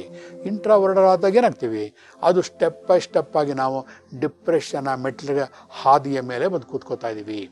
ಇವತ್ತು ಎಷ್ಟೋ ಜನ ಮೋಟಿವೇಶನ್ ಇಲ್ಲದೆ ಏನಾಗ್ತಾ ಇದ್ದಾರೆ ಜನಗಳು ಅಂತಂದರೆ, ಜೀವನದಲ್ಲಿ ಅವರು ಇರುವಂತಹ ಶಕ್ತಿಯನ್ನು ಅವ್ರು ಕಳ್ಕೋತಾ ಇದ್ದಾರೆ. ಅವ್ರಿಗೆ ಗೊತ್ತಿರುತ್ತೆ, ಅಯ್ಯೋ ನನಗೆ ಏನು ಮಾಡೋಕ್ಕಾಗ್ತಾ ಇಲ್ಲ, ಎಲ್ಲ ಮಾಡಬೇಕು, ಜೀವನದಲ್ಲಿ ಸಾಧನೆ ಮಾಡಬೇಕು, ಎಲ್ಲ ವಿಷಯ ಗೊತ್ತಿರುತ್ತೆ ಅವ್ರಿಗೆ. ಆದರೆ ಮೋಟಿವೇಶನ್ ಇಲ್ಲದೇ ಅವ್ರು ಏನು ಮಾಡ್ತಾ ಇದ್ದಾರೆ, ಇವತ್ತು ಎಲ್ಲ ಕಂಪ್ಲೀಟ್ ನಿಸ್ಸಾರವಾಗ್ತಾ ಇದ್ದಾರೆ ಬಂಧುಗಳೇ. ಹೇಗೆ ಒಂದು ಮರಳು ಭೂಮಿಯಲ್ಲಿ ಬೆಳೆಗಳನ್ನು ತೆಗೆಯೋದಕ್ಕಾಗೋದಿಲ್ವೋ ಹಾಗೆ ಮೋಟಿವೇಶನ್ ಇಲ್ಲದೇ ಇರುವಂತಹ ಮನುಷ್ಯರ ಮನಸ್ಸಿನಲ್ಲಿ ನಾವು ಯಾವುದೇ ಒಳ್ಳೆಯ ಫಲ ಬಿಡುವಂತಹ ಕಳೆಗಳನ್ನು ಬೆಳೆಯೋಕ್ಕೆ ಸಾಧ್ಯ ಇಲ್ಲ ಬಂಧುಗಳೇ. ಹಾಗಾಗಿ ಮೋಟಿವೇಶನ್ ಅನ್ನೋದು ಮನುಷ್ಯನಿಗೆ ಬೇಕೇ ಬೇಕು. ಇದು ಪ್ರಾಣಿ ವರ್ಗಕ್ಕೆ ಅನ್ವಯ ಆಗೋದಿಲ್ಲ. ಯಾಕಂದರೆ ಪ್ರಾಣಿ ವರ್ಗಕ್ಕೆ ಯೋಚನಾ ಶಕ್ತಿ ಇಲ್ಲ ಅಂತ ನಾವು ಈ ಸದ್ಯಕ್ಕೆ ನಂಬಿದ್ದೀವಿ. ಯಾತಕ್ಕೆ ಅಂದರೆ ಯಾವುದನ್ನು ಕೂಡ ನಾವು ಹೀಗೆ ಅಂತ ರೂಲ್ ಮಾಡೋಕ್ಕೆ ಈ ಪ್ರಪಂಚದಲ್ಲಿ ಹೇಳೋಕ್ಕೆ ಬರಲ್ಲ. ಹಿಂದೊಂದು ಕಾಲದಲ್ಲಿ ಇಲ್ಲದೇ ಇರೋವಂತಹದ್ದು ಈ ಕಾಲದಲ್ಲಿ ನಿಜ ಆಗ್ತಾ ಇದೆ. ಇವತ್ತು ನಿಜ ಆಗಿದ್ದು ಮುಂದೆ ಬದಲಾವಣೆಗಳಾಗಬಹುದು. ಇತ್ತೀಚೆಗೆ ಯಾವುದೋ ಒಂದು ವಿಡಿಯೋ ನೋಡ್ತಿರುವಾಗ ಒಂದು ಹಸುವಿನ ಒಂದು ವ್ಯಕ್ತಿಯ ಮಾತಾಡಿಸ್ತಾ ಇರ್ತಾರೆ, ಅದಕ್ಕೆ ಏನೋ ಒಂದು ಹೇಳ್ಕೊಡ್ತಾ ಇರ್ತಾರೆ, ಅಂಬಾ ಅಂತ ಹೇಳು ಅಂತಂದ್ಬಿಟ್ಟು. ನನಗೆ ಆಶ್ಚರ್ಯ ಆಯಿತು. ಅವರು ಪದೇ ಪದೇ ರಿಪೀಟ್ ಮಾಡಿದಾಗ ಆ ಹಸು ಅದೇ ಥರ ತನ್ನ ಧ್ವನಿನಲ್ಲಿ ಕೂಗ್ತಾ ಇತ್ತು. ನಮಗೆ ಆಶ್ಚರ್ಯ ಆಯಿತು, ಹಸುಗಳು ಕೂಡ ನಮ್ಮ ಮಾತನ್ನು ಗ್ರಹಿಸಿ ಈ ರೀತಿ ಶಬ್ದ ಮಾಡ್ತಾ ಇದೆಯಾ ಅಂತ. ಅಂದರೆ ಮುಂದೆ ಯಾವುದೋ ಒಂದು ದಿನಕ್ಕೆ ಇವೆಲ್ಲ ಒಂದು ದಾರಿ ಆಗ್ತಾ ಇದೆ. ಪ್ರಾಣಿಗಳು ಕೂಡ ಮಾತಾಡುವ ಕಾಲ ಬರಬಹುದು. ಯಾವುದನ್ನು ಕೂಡ ನಾವು ಅಲ್ಲಗೆಳೆಯೋಕ್ಕಾಗೋದಿಲ್ಲ. ಆದರೆ ಈಗ ಸದ್ಯದ ಪರಿಸ್ಥಿತಿನಲ್ಲಿ ಪ್ರೇರೇಪಣೆ ಬೇಕಾಗಿರೋದು ಮನುಷ್ಯ ಜೀವಿಗೆ, ಮನುಷ್ಯ ವರ್ಗಕ್ಕೆ ಬಂಧುಗಳೇ. ಎಷ್ಟೋ ಸತಿ ಏನಾಗ್ತಿರುತ್ತೆ ಅಂದರೆ, ಮನುಷ್ಯನಿಗೆ ಎಲ್ಲ ರೀತಿಯ ಕೈಕಾಲಗಳಿರುತ್ತೆ, ಬುದ್ಧಿ ಇರುತ್ತೆ, ಎಲ್ಲ ಥರ ಅವನು ಇರ್ತಾನೆ, ಎಲ್ಲ ಸಂದರ್ಭಗಳು ಜ್ಞಾನ ಇರುತ್ತೆ. ಆದರೂ ಕೂಡ ಅವನಿಗೆ ಮುಂದುವರಿಯೋದಕ್ಕೆ ಆಗ್ತಾ ಇರೋದಿಲ್ಲ. ಯಾವುದೋ ಒಂದು ಕಾರ್ಯಕ್ರಮ ನೋಡ್ತಾ ಇರ್ತಾನೆ, ನೋಡ್ತಿರುವಾಗ ನಾನು ಆ ಥರನೇ ಮಾತಾಡಬೇಕು ಅಂತ ಆಸೆ ಇರುತ್ತೆ. ಅಥವಾ ಇನ್ನೊಬ್ರು ಯಾರೋ ದೇವ್ರನ್ನ ಸಾಧನೆ ಮಾಡಿರ್ತಾರೆ, ಅದನ್ನು ನೋಡ್ತಾನೆ, ನಾನು ಅದೇ ಥರ ಸಾಧನೆ ಮಾಡಬೇಕು ಅನ್ನೋ ಆಸೆ ಮನಸ್ಸಿನಲ್ಲಿ ಬರುತ್ತೆ. ನಿಮ್ಗೆ ಅಬ್ಸರ್ವ್ ಮಾಡಿರ್ಬೋದು, ಎಷ್ಟೋ ಸತಿ ವರ್ಚುವಲ್ ಮೀಟಿಂಗ್ಗಳಲ್ಲಿ ಟಿ ವಿಗಳಲ್ಲಿ ನೋಡಿದಾಗ ಎಷ್ಟೋ ಜನ ಅನಿಸಿಕೆಗಳನ್ನು ನನ್ನ ಕ್ಲಿನಿಕ್ಗಳಲ್ಲಿ ಬಂದು ಶೇರ್ ಮಾಡ್ಕೊಂಡಿದ್ದಾರೆ ಬಂಧುಗಳೇ. ಅವ್ರೇನು ಮಾಡ್ತಾರೆ ನೋಡಿ, ಅವ್ರು ಅಷ್ಟು ಚೆನ್ನಾಗಿ ಮಾತಾಡ್ತಾರೆ, ನನಗೂ ಅವನಷ್ಟೇ ಕ್ವಾಲಿಫಿಕೇಷನ್ ಅವನಿಗಿಂತ ಜಾಸ್ತಿ ಇದೆ, ನಾನು ಮಾತಾಡೋಕ್ಕಿಂತ ಇಲ್ಲಿವರೆಗೂ ಆಸೆ ಬರುತ್ತೆ, ಆದರೆ ಧೈರ್ಯನೇ ಬರ್ತಾ ಇಲ್ಲ ನನಗೆ. ಇವೆಲ್ಲ ಏನು ತೋರಿಸುತ್ತೆ ಅಂತಂದರೆ ಪ್ರೇರೇಪಣೆ ನೆಗೆಟಿವ್ ಆಗಿದೆ, ಅದರ ಕೊರತೆ ಅಂತ ಗೊತ್ತಾಗುತ್ತೆ ಬಂಧುಗಳೇ. ನನ್ನ ಸಪ್ತರ್ಷಿ ಸಮರ್ಪಣೆ ಹೀಲಿಂಗ್ ಸೆಂಟರಲ್ಲಿ ನಮ್ಮ ಮೈನ್ ಆದ್ಯತೆ ಕೊಡೋದು ಈ ಪ್ರೇರೇಪಣೆ. ಏನು ಪ್ರೇರೇಪಣೆ? ಇಂಗ್ಲೀಷಲ್ಲಿ ಅದಕ್ಕೆ ಮೋಟಿವೇಶನ್ ಅಂತ ಹೇಳ್ತೀವಿ. ಅಂದರೆ ಯಾವುದೇ ಒಂದು ವ್ಯಕ್ತಿಯನ್ನು ನಾವು ಪ್ರೇರೇಪಣೆ ಮಾಡಿದಾಗ ಅವನಿಗೆ ಅವನಲ್ಲಿರುವಂತಹ ಅಂತರ್ಗತ ಶಕ್ತಿಯನ್ನು, ನಿನಗಿಷ್ಟು ಶಕ್ತಿ ಇದೆ, ನೀನು ಮಾಡಬಲ್ಲೆ, ನಿನ್ನಷ್ಟೇ ಇರುವಂತಹ ಇನ್ನೊಂದು ವ್ಯಕ್ತಿ ಸಾಧನೆ ಮಾಡಿದಾಗ ನಿನಗೆ ಯಾಕೆ ಸಾಧ್ಯ ಇಲ್ಲ ಅಂತ ಪ್ರೇರೇಪಿಸಿದಾಗ ಸಹಜವಾಗಿ ಅವನ ಮನಸ್ಸಲ್ಲಿರುವಂತಹ ಎಲ್ಲ ನರನಾಡಿಗಳು ಕೂಡ ಉತ್ತೇಜನ ಆಗಿ ಅವನು ಆ ಕಾರ್ಯಗಳನ್ನು ಮಾಡ್ತಾನೆ ಬಂಧುಗಳೇ. ಇವತ್ತು ಮನುಷ್ಯನಿಗೆ ಬೇಕಾಗಿರೋದು ಪ್ರೇರೇಪಣೆ. ಪ್ರೇರೇಪಣೆಯಲ್ಲಿ ಎಷ್ಟು ವಿಧ? 2 ಥರ ಇದೆ. ಒಂದು ಹೊರಗಿನ ಪ್ರೇರೇಪಣೆ, ಇನ್ನೊಂದು ಒಳಗಿನ ಪ್ರೇರೇಪಣೆ. ಈಗ ನಿಮಗೆ ವಿಷಯ ಅರ್ಥ ಆಗ್ತಾ ಇದೆ ಬಂಧುಗಳೇ. ಹೊರಗಿನ ಪ್ರೇರೇಪಣೆ ಅಂದ್ರೇನು? ಈಗ ಯಾವುದೋ ಒಂದು ವ್ಯಕ್ತಿ ಮೋಟಿವೇಶನ್ ಇಲ್ಲದೆ ಇದ್ದಾಗ ಹೊರಗಿನ ವಾತಾವರಣದಿಂದ ಅವನು ಮೋಟಿವೇಟ್ ಆಗ್ಬೋದು. ಯಾವುದೋ ವ್ಯಕ್ತಿ ಸಾಧನೆ ಮಾಡಿರ್ತಾರೆ, ಅಥವಾ ಯಾವುದೋ ಒಂದು ಕತೆ ಕೇಳ್ತೀರಾ, ಯಾವುದೋ ಒಂದು ವ್ಯಕ್ತಿಯ ಆತ್ಮಕಥೆಯನ್ನು ಕೇಳಿದಾಗ ನೀವು ಮೋಟಿವೇಟ್ ಆಗ್ತೀರಾ. ಅದು ಸಾಮಾನ್ಯವಾಗಿ ನಾವು ಜೀವನದಲ್ಲಿ ನೋಡುವಂತಹ ಕ್ರಿಯೆಗಳು. ಅಥವಾ ಯಾವುದೋ ಒಂದು ಫಿಲಮ್ ನೋಡಿದಾಗ, ಅಥವಾ ಬೇರೆ ಒಂದು ಟಿ ವಿನಲ್ಲಿ ಒಂದು ಪ್ರೋಗ್ರಾಮ್ಗಳು ನೋಡಿದಾಗ, ಆ ವ್ಯಕ್ತಿಗಳ ಸಾಧನೆಗಳನ್ನು ಕೇಳಿದಾಗ ನಮಗೂ ಕೂಡ ಆಸೆ ಆಗುತ್ತೆ, ಅವ್ರ ಥರ ನಾನು ಯಾಕೆ ಆಗಲಿಲ್ಲ. ಅದು ಹೊರಗಿನಿಂದ ಪ್ರೇರೇಪಣೆ ಆಗೋದು. ಆದರೆ ಎಷ್ಟೋ ಸತಿ ಏನಾಗುತ್ತೆ ಅಂದರೆ ಇದಕ್ಕೆ ಕಾಲ ಭಾಳ ಕ್ಷಣಿಕ. ನಮಗೆ ಪದೇ ಪದೇ ಕೇಳ್ತಿರುವಾಗ ಮಾತ್ರ ಆ ಪ್ರೇರೇಪಣೆ ನಮ್ಮ ಮನಸ್ಸಿಗೆ ಬರ್ತಿರುತ್ತೆ. ಕಾಲ ಕಳೆದಂತೆ ಅದು ಫೇಡ್ ಔಟ್ ಆಗಿಬಿಡುತ್ತೆ ನಮ್ಮ ಮನಸ್ಸಿನಿಂದ. ಆದರೆ ಏನು ಮಾಡಬೇಕು? ಅಂತರ್ಗತ ಪ್ರೇರೇಪಣೆ ಅಂತ ಒಂದಿದೆ. ಅಂದರೆ ನಮ್ಮ ಮನಸ್ಸಿನಲ್ಲಿ ನಾವೇ ಪ್ರೇರೇಪಣೆ ಮಾಡ್ಕೊಳ್ಳೋದಿದೆಯಲ್ಲ, ಅದು ಮೋಸ್ಟ್ ಪವರ್ಫುಲ್ ಬಂಧುಗಳೇ. ಹಾಗಾಗಿ ಹೊರಗಿನ ಮೋಟಿವೇಶನ್ಗಿಂತ ನಮ್ಮ ಒಳಗಿನ ಮೋಟಿವೇಶನ್ಗೆ ಪವರ್ ಜಾಸ್ತಿ ಅಂತಾಯಿತು. ಆದರೆ ನಾವೇನು ಮಾಡ್ತಾಯಿದ್ದೀವಿ ಇವತ್ತು? ಹೊರಗಿನ ಪ್ರೇರೇಪಣೆಗೆ ಮನಸೋಲ್ತಾ ಇದ್ದೀವಿ. ಯಾರು ಬಂದು ಹೊಗಳಲಿ, ಅಥವಾ ಇನ್ನೊಬ್ಬರು ಸಹಾಯ ಮಾಡಲಿ, ಅಥವಾ ಟ್ರೈನಿಂಗ್ ಕೋಚ್ ಹತ್ರ ಹೋಗ್ತಾ ಇದ್ದೀವಿ ನಾವು. ಇವತ್ತು ಎಷ್ಟೋ ಜನ ನಂಗೆ ಗೊತ್ತಿರೋಂಥ ವ್ಯಕ್ತಿಗಳು ಇಂಟರ್ನ್ಯಾಷನಲ್ ಟ್ರೈನಿಂಗ್ ಕೋಚ್ಗಳಾಗ್ತಾ ಇದ್ದಾರೆ. ಒಳ್ಳೆಯದು, ಬೇಕು. ಆದರೆ ಅದರಲ್ಲೂ ಕೂಡ ಒಂದು ಸೀಕ್ರೆಟ್ ರಹಸ್ಯ ಅಡಗಿದೆ ಬಂಧುಗಳೇ. ಯಾವುದೇ ಇಂಟರ್ನ್ಯಾಷನಲ್ ಕೋಚ್ ಹತ್ರ ನೀವು ಟ್ರೈನಿಂಗ್ ತೊಗೊಂಡ್ರೂ ಕೂಡ ನಾನು ಚಾಲೆಂಜ್ ತೊಗೋತೀನಿ, ಯಾವಾಗ ನಿಮಗೆ ಅಂತರ್ಗತ ನಿಮ್ಮ ಮನಸ್ಸಿನಲ್ಲಿ ನೀವು ಮೋಟಿವೇಟ್ ಆಗೋದಿಲ್ವೋ, ಯಾವ ಹೊರಗಿನ ಕೋಚ್ ಕೂಡ ನಿಮಗೆ ಸಹಾಯ ಮಾಡಲ್ಲ ಬಂಧುಗಳೇ. ಯಾಕೆ? ನಿಮ್ಮ ಮನಸ್ಸಿನಲ್ಲಿ ಬರಬೇಕು. ಯಾವುದೋ ಒಂದು ಕೋಚಿಂಗ್ ಕ್ಲಾಸ್ಗೆ ನೀವು ಅಟೆಂಡ್ ಮಾಡಬೇಕು ಅಂದಾಗ ನಿಮಗೆ ಅಂತಹ ಪ್ರೇರಣೆ ಆಗಿ ನಿಮ್ಮ ಮನಸ್ಸಿನಲ್ಲಿ ಈ ಥರ ಆಗಬೇಕು, ಸಾಧನೆ ಮಾಡಬೇಕು ಅಂತ ತೀಕ್ಷ್ಣವಾದಂತಹ ಒಂದು ಡಿಸೈರ್ ಒಳಗಡೆ ಇದ್ದಿದ್ದೇ ಆದರೆ ಆ ಒಂದು ಕೋಚ್ ನಿಮಗೆ ಹೆಲ್ಪ್ ಆಗುತ್ತೆ. ಸುಮ್ಮನೆ ಇಲ್ಲ ಅಂತಂದರೆ ಅಲಂಕಾರಿಕವಾಗಿ ಅಲ್ಲಿ ಹೋಗಿ ಬಂದಿರ್ತೀರ ವಿನಃ ನಿಮ್ಮ ಜೀವನಕ್ಕೆ ಏನೇನು ಸಾಧನೆ ಆಗೋದಿಲ್ಲ. ಹಾಗಾಗಿ ಏನು ಮಾಡಬೇಕು? ಇನ್ನರ್ ಮೋಟಿವೇಶನನ್ನು ಹೇಗೆ ಮಾಡ್ಕೋಬೇಕು? ಇದು ಬಹಳ ಸುಲಭ, ಅಷ್ಟೇ ಕಷ್ಟ. ಹೇಗೆ ಸುಲಭ ಮತ್ತು ಕಷ್ಟ ಎರಡು ಅಂತಂದರೆ, ಸುಲಭ ಅಂತಂದರೆ ಎಷ್ಟೋ ಜನ ಮಾಡಿದ್ದಾರೆ, ಅದು ರಿಸಲ್ಟ್ಗಳನ್ನು ನೋಡಿದ್ದಾರೆ, ಹಾಗಾಗಿ ಸುಲಭ. ಕಷ್ಟ ಯಾಕಂದರೆ ನೀವು ಮನಸ್ಸು ಮಾಡಬೇಕು, ಅದು ಕಷ್ಟ. ಫಸ್ಟ್ ನೀವು ಮನಸ್ಸಲ್ಲಿ ಡಿಸೈಡ್ ಮಾಡ್ಕೊಳ್ಳಿ, ನಾನು ಜೀವನದಲ್ಲಿ ಏನು ಸಾಧನೆ ಮಾಡಬೇಕು, ಅಥವಾ ನಾನು ಮೋಟಿವೇಟ್ ಆಗ್ತಾ ಇದ್ದೀನಾ. ಒಂದು ಸೆಲ್ಫ್ ಅನಾಲಿಸಿಸ್ ಮಾಡ್ಕೊಂಡಂಗೆ ಯಾವುದೇ ಕಾಯಿಲೆ ಬಂದಾಗ ಫಸ್ಟ್ ಏನು ಮಾಡ್ತೀವಿ ಅಂದರೆ ಡಯಾಗ್ನೈಸ್ ಮಾಡ್ಕೋತೀವಿ. ಯಾವುದಾದ್ರು MRI ಸ್ಕ್ಯಾನೋ ಏನೋ ಮಾಡಿಕೊಂಡು ಮನುಷ್ಯನಿಗೆ ಇಂಥ ಕಾಯಿಲೆ ಇದೆ ಅಂತ ಒಂದು ತೀರ್ಮಾನಕ್ಕೆ ಬರ್ತೀವಿ. ಕಾಯಿಲೆ ಗೊತ್ತಾದ ಮೇಲೆ ಟ್ರೀಟ್ಮೆಂಟ್ ಬಹಳ ಈಸಿ. ಹಾಗೆಯೇ ಜೀವನದಲ್ಲಿ ನಾವು ಮುಂದುವರಿದೇ ಇರೋದಕ್ಕೆ, ಫೈನಾನ್ಷಿಯಲಿ ಸ್ಟೆಬಿಲೈಸ್ ಆಗದೇ ಇರೋದಕ್ಕೆ ಏನು ಕಾರಣ ಅಂತ ನಾವೇನೇ MRI ಸ್ಕ್ಯಾನ್ ಮಾಡ್ಕೋಬೇಕು. ಅದಕ್ಕೆ ಬೇರೆಯವರ ಅವಶ್ಯಕತೆ ಇಲ್ಲ ಬಂಧುಗಳೇ. ನಾವೇ ಒಂದು ದಿವಸ ಕೇವಲ ಬೆಳಗಿನ ಜಾವದಲ್ಲೋ ಅಥವಾ ಯಾವುದೋ ಸಂಜೆ ಹೊತ್ತೋ ನಮಗೆ ಇಷ್ಟವಾದಂತಹ ಒಂದು ಜಾಗದಲ್ಲಿ ಕೂತ್ಕೊಂಡು ಕೆಲವು ಕ್ಷಣ ಒಬ್ಬರೇ ಆರಾಮಾಗಿ ಕಾಫಿ ಕುಡಿತಾನೋ ಏನೋ ಮಾಡ್ತಾ ಸ್ವಲ್ಪ ಒಂದು ಕ್ಷಣ ನಮ್ಮ ಬಗ್ಗೆ ನಾವು ಅಂತರ್ಗತವಾಗಿ ಆಲೋಚನೆಯನ್ನು ಮಾಡ್ಕೋಬೇಕು. ನಾವು ಹುಟ್ಟಿದಾಗಿಂದ ಇವತ್ತಿನವರೆಗೆ ನಾನು ಏನು ಸಾಧನೆ ಮಾಡಿದ್ದೀನಿ, ನಾನು ಹೋಗ್ತಾ ಇರೋ ದಾರಿ ಸರಿನಾ, ಇದರಿಂದ ನನಗೇನಾದ್ರು ಲಾಭ ಇದೆಯಾ, ಅಥವಾ ನನ್ನಿಂದ ಬೇರೆಯವರಿಗೆ ಸಮಾಜಕ್ಕೆ ಏನಾದ್ರು ಉಪಯೋಗ ಆಗ್ತಾ ಇದೆಯಾ, ನಾನು ಹೀಗೆ ಬಿಟ್ಟರೆ ಮುಂದೆ ನನ್ನಿಂದ ನನಗೆ ಜೀವನಕ್ಕೆ ಏನಾಗಬಹುದು, ಅಥವಾ ಸಮಾಜಕ್ಕಾಗಲಿ ನನ್ನ ಕುಟುಂಬದವ್ರಿಗಾಗಲಿ ಏನಾದ್ರು ಉಪಯೋಗ ಇದೆಯಾ, ಈ ರೀತಿಯ ಪ್ರಶ್ನೆಗಳನ್ನು ನಾವು ಹಾಕೋಬೇಕು. ಹೀಗೆ ಅಂತರ್ಗತವಾಗಿ ಆಲೋಚನಾ ತರಂಗಗಳನ್ನು ನಮ್ಮ ಮನಸ್ಸಿನಲ್ಲಿ ಯಾವಾಗ ಹುಟ್ಟಾಗ್ತೀವೋ ಆವಾಗಲೇ ನಾವು ಕಂಪ್ಲೀಟ್ ಮೈಚಳಿಯನ್ನು ಕೊಡವಿ ಮೇಲಕ್ಕೆ ಹೇಳ್ತೀವಿ ಬಂಧುಗಳೇ. ಫಸ್ಟ್ ಈ ಪ್ರಶ್ನೆಗಳು ಹಾಕೊಳ್ಳಿ, ಕೊನೆಗೆ ನಿಮಗೆ ಉತ್ತರ ನಿಮಗೆ ಸಿಗುತ್ತೆ. ನೆಕ್ಸ್ಟ್ ಮೋಟಿವೇಶನ್ ಹೇಗೆ ಮಾಡ್ಕೊಳ್ಳೋದು ಅದನ್ನು ನಾನು ನಿಮ್ಗೆ ಹೇಳ್ಕೊಡ್ತೀನಿ. ಯಾವಾಗ ನಿಮ್ಮ ಮನಸ್ಸಿನಲ್ಲಿ ಫಸ್ಟು ನಿಮ್ಮ ಡಿಫೆಕ್ಟ್ಗಳು ನಿಮಗೆ ಗೊತ್ತಾಗುತ್ತೆ.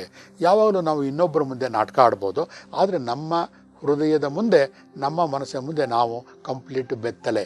ನಮ್ಮ ಬಗ್ಗೆ ನಾವು ಮುಚ್ಚುಮರೆ ಮಾಡ್ಕೊಳ್ಳೋಕೆ ಸಾಧ್ಯನೇ ಇಲ್ಲ. ಯಾಕೆ ನಮ್ಮ ಓರೆಕೋರೆಗಳು, ನಮ್ಮ ಒಪ್ಪು ತಪ್ಪುಗಳು ನಮಗೆ ಗೊತ್ತಿರುತ್ತೆ. ಬೇರೆಯವ್ರಿಗಿಂತ ನಮ್ಮ ಬಗ್ಗೆ ನಾವೇ ಚೆನ್ನಾಗಿ ವಿಶ್ಲೇಷಣೆಯನ್ನು ಮಾಡ್ಕೋಬಹುದು ಬಂಧುಗಳೇ. ಫಸ್ಟು ವಿಶ್ಲೇಷಣೆ ಮಾಡಿಕೊಂಡು, ಕರೆಕ್ಟ್ ಹೀಗಾಗಿದೆ ಅಲ್ವಾ, ಹೀಗೆ ನಾವು ಸರಿ ಮಾಡ್ಕೋಬೇಕು ಅಂತ ಮಾನಸಿಕವಾಗಿ ಮೊದಲು ತೀರ್ಮಾನ ಮಾಡ್ಕೊಳ್ಳಿ. ಒಂದು ಸಂಕಲ್ಪವನ್ನು ಮಾಡ್ಕೊಳ್ಳಿ.